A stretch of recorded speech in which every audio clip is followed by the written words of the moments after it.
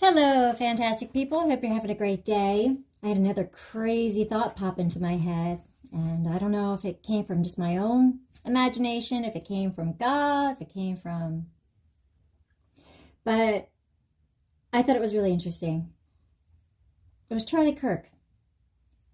I've kind of been diving into this unholy trinity. It's so confusing. Some people say it's just Lucifer's all three. And it's just very confusing. So, I'm trying to determine if it's Lucifer, Leviathan, and Baal, or the unholy trinity, and who these people could be. And it's really interesting because I have got this Charlie Kirk image in my head that they are going to, this is crazy, pretend they're like resurrect Charlie Kirk. And Charlie Kirk is going to be the Antichrist. It's not actually going to be Charlie Kirk. Or maybe it is. Maybe Charlie Kirk is the greatest psyop of all time, the best actor, and he deserves an Oscar because he's actually really alive and he's going to come back and pretend to be the Antichrist. But I don't think that's what happened. I think Charlie Kirk was assassinated. I think he was assassinated because he knew Trump was involved in the murder of Virginia Giuffre, allegedly, and he also was against the merger of the Vatican with Mormons, the LDS Church. So, I believe maybe the reason why it looked like they had a mannequin at his funeral is because they're necromancers. They play with dead bodies. They possess them. The Chabbatists, or whatever they're called, the ultra-Orthodox, talk about this, how they get these bodies and they take them into the tunnels and they do their sorcery, their necromancy on them because they're trying to bring back their Messiah. Well, what if they're going to use Charlie's body? And AI as a way to possess and give him all this knowledge. I mean, it would be interesting, wouldn't it? Why people will like him, that's for sure, because currently there really isn't anybody else that anybody likes out there. They're all so wicked, and it's just a thought that popped into my head. Wouldn't that be something? But I also have this image of one of these in the Holy Trinity being a female. I'm not sure how that's going to work. I don't know if that's the red dragon, if that's Lucifer. But it certainly would represent the Vatican. With the 7 heads.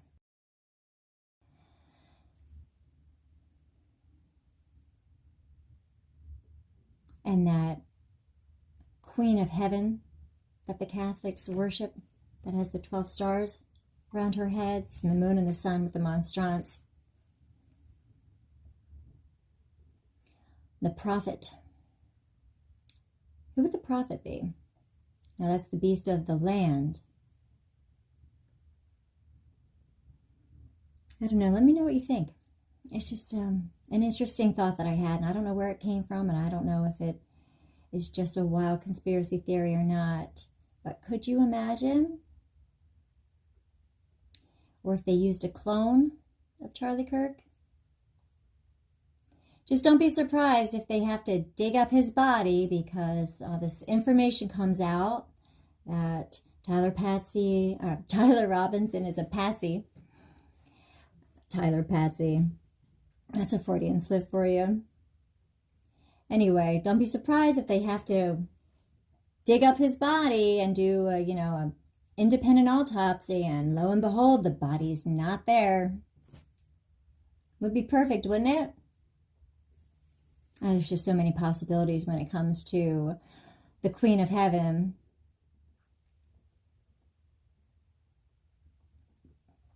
Who that could be. What female that could be.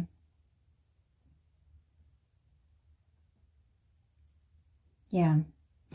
I have all kinds of notes and thoughts. Let me know what you think about it. Who do you think the unholy trinity is? Do you think it's three separate fallen angels, or do you think it's Lucifer and it's just different representations of Lucifer? To me, it seems like it would be.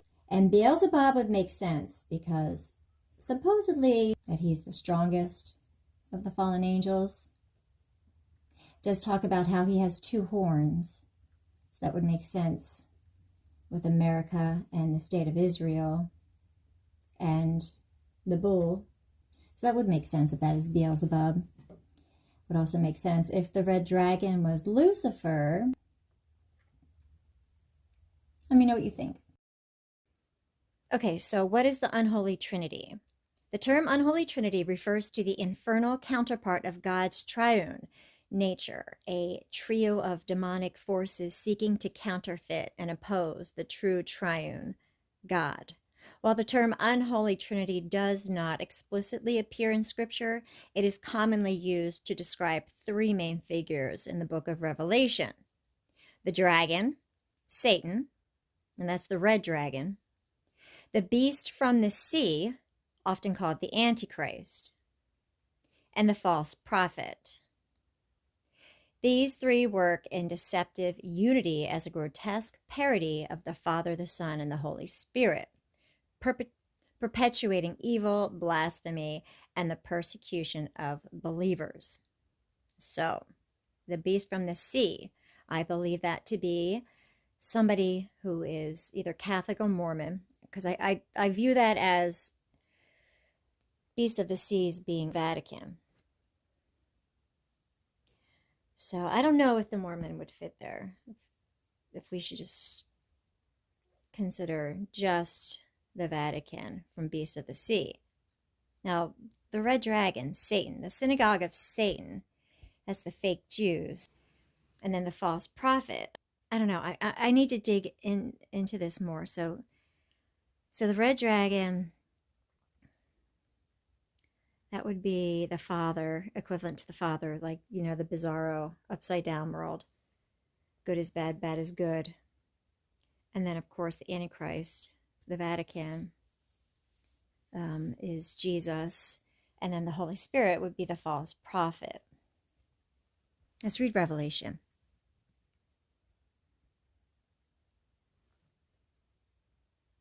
Key passages describing the dragon, the beast, and the false prophet include Revelation 12, 13, and 16. The dragon is clearly identified as Satan, so that the great dragon was hurled down, that ancient serpent called the devil and Satan, the deceiver of the whole world. And I'll tell you what, the deceiver of the whole world. Whew. The synagogue of Satan.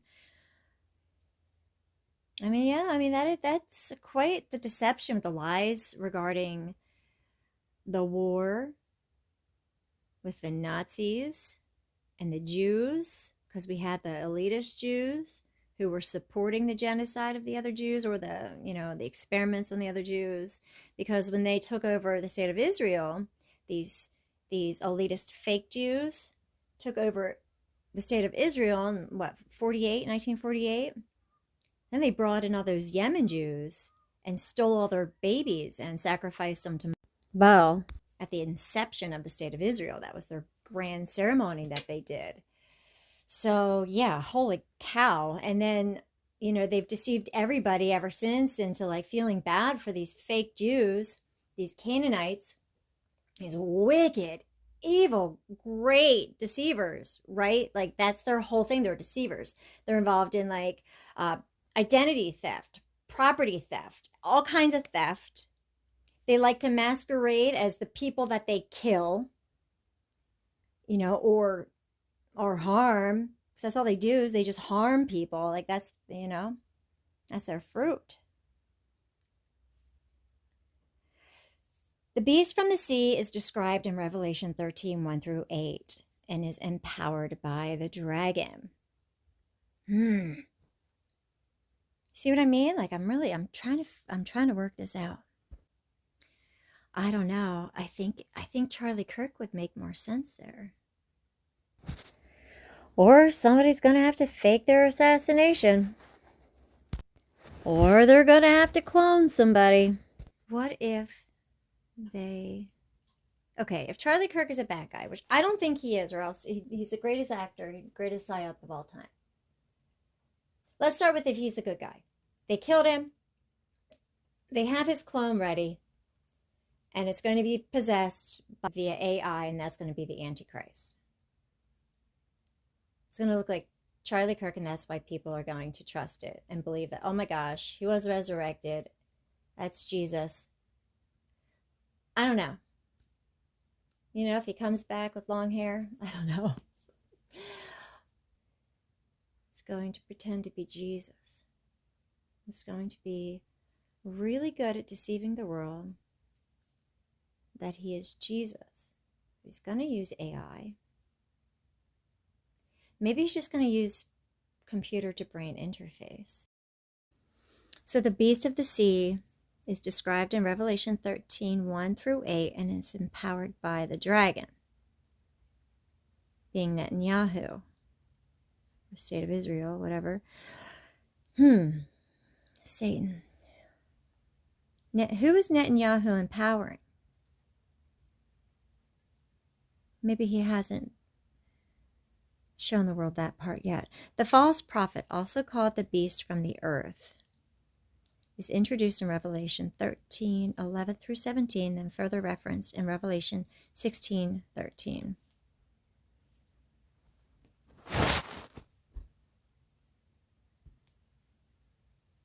Then I saw a second beast coming out of the earth. It had 2 horns like a lamb, but it spoke like a dragon. It exercised all the authority of the first beast on its behalf and made the earth and its inhabitants worship the first beast, whose fatal wound had been healed. Yeah, that would work with Charlie Kirk. And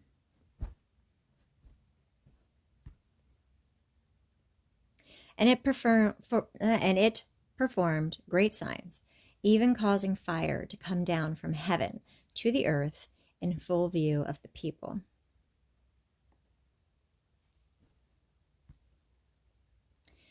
Because of the signs, it was given power to perform on behalf... Oh, maybe Starlink is going to be the fire that falls down, because they have been testing it, right? Like, possibly because we've seen that some of them are falling to the ground, and people have caught fireballs. And I don't know if those are fallen angels or if that's just Starlink or not. Because of the signs, it was given power to perform on behalf of the first beast.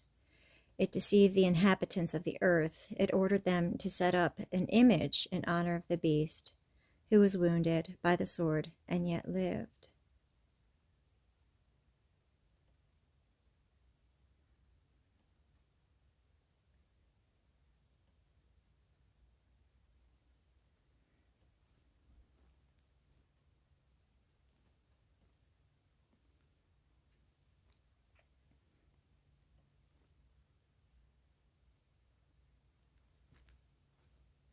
So who's going to be this prophet? Who's going to order them to put up an image of Charlie Kirk, who was wounded by the sword and yet lived? Live by the sword, die by the sword, right? The sword. The sword is truth also, but I think in this context, it's referring to that fatal wound, that violence, the murder, shot. So let's keep going. The second beast was given power to give breath to the image of the first beast, so that the image could speak and cause all who refused to worship the image to be killed. Okay. I think the prophet is going to be possessed by Beelzebub. I don't know. Let me know what you believe. It's a Philistine god formerly worshipped in Ekron and later described as a demon. The name Beelzebub is associated with the Canaanite god Baal. In theological sources, predominantly Christian, Beelzebub is sometimes another name for the devil, similar to Satan, and Satan being Lucifer. He is known in demonology as one of the 7 princes of hell. The Dictionnaire Infernal describes Beelzebub as a being capable of flying, known as the Lord of the Flyers, and is sometimes depicted as a fly. In one understanding, Beelzebub is translated literally as the Lord of the Flies. It was long ago, and flies, like flyers, as fallen angels, maybe, the Lord of them. It was long ago suggested that there was a relationship between the Philistine god and cult of flies, referring to a view of them as pests feasting on excitement appearing in the Hellenic world, such as Zeus or Mayorgus. This is confirmed by the Ugaritic text, which shows Baal expelling flies, which are the cause of a person's sickness. And that sounds like the Green Mile. According to Francesco Saracino, this series of... So maybe that's one of the miracles that this prophet's going to do. Maybe they're going to fly. Maybe we're going to see the flies coming out of their mouths if they're healing people. I don't know. Frequently attributed to Baal in the mythological text, Beelzebub was used in Hebrew as a pun with Beelzebul, or of the manner, derogatory, offending the enemy. In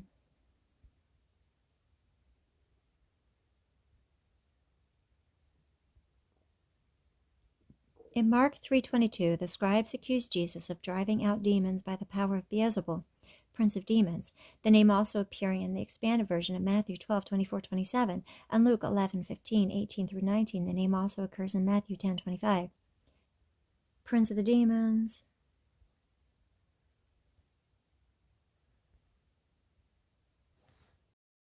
Okay, so other miracles that could be caused by Beelzebub could be, it says, records show him as a weather god with particular power over lightning, wind, and rain. That kind of sounds like Thor a little bit.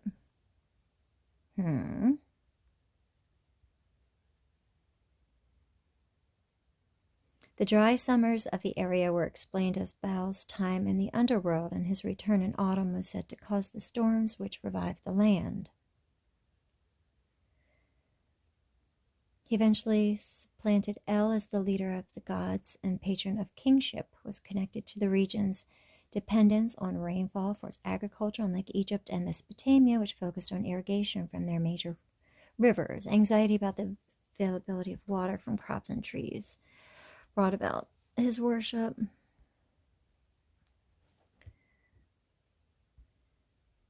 He was also called upon during battle, showing that he was thought to intervene actively in the world of man, unlike the more aloof El. Whatever. So,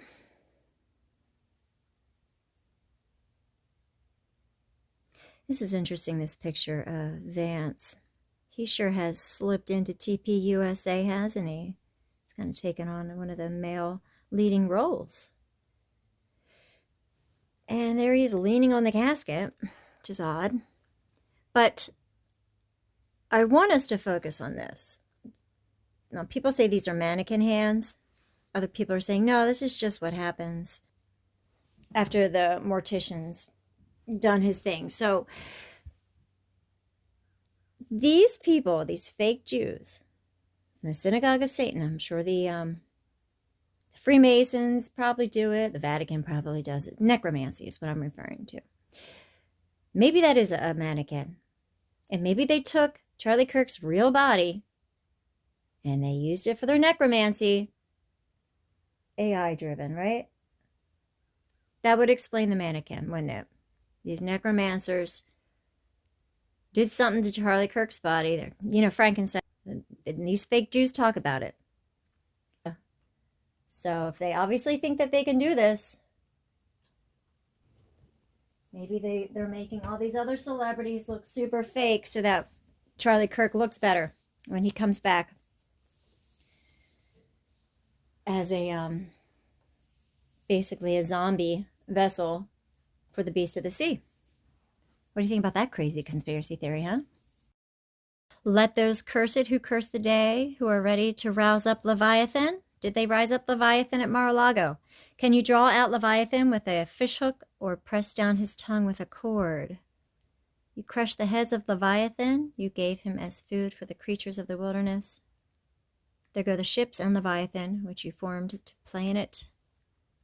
In the day of the Lord, with his hand and great and strong sword, will punish Leviathan, the fleeing serpent, Leviathan, the twisting serpent, and he will slay the dragon that is in the sea. So please, my Christian friends, tell me what you think about the unholy Trinity. Is it just the three faces of Lucifer? Or are these three separate entities? Make it make sense. I'd really appreciate it. Thank you.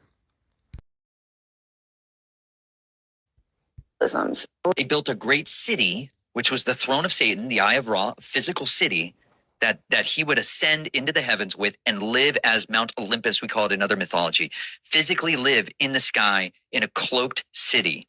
That's his city in the sky that you'll see referenced all over, like the Death Star that's going to come back when the Father casts him down to the earth. Woe to you, inhabitants of the earth, because the God of this age has come down. The dragon's come down and he has great wrath. He's only got 42 months. But his shot caller on the earth is going to be the beast who rises. That's Apollo. It's not some Nikolai Carpathia and Tim LaHaye and Jerry B. Jenkins Left Behind series brainwashed America and the world to think that it's some dude who's going to just show up one day and be real politically active. Not that guy. It's named in the Bible explicitly for a reason. It's not like questionable thing.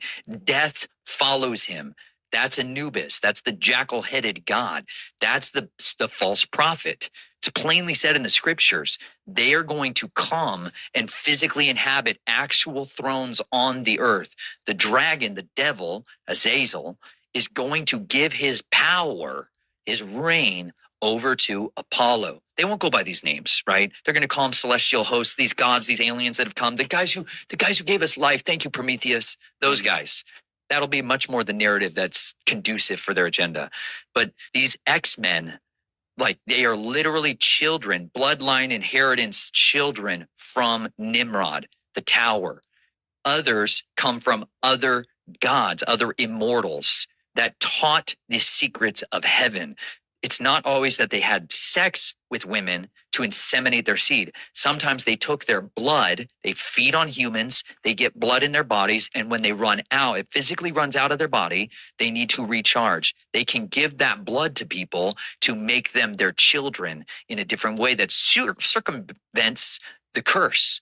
They're lawyers and they're looking for loopholes. And if they let you drink their blood and not inseminate you, they've got a way out from the judgment. And so that's one of the ways they do it. The other way is they teach mankind how to use specific plant hormones like auxins and cytokines to augment growth. This is where a lot of the giants post-flood came from, is genetic manipulation through the use of plants. Think about that too. That's the same thing that it's the beginning of the video that vampires do as well.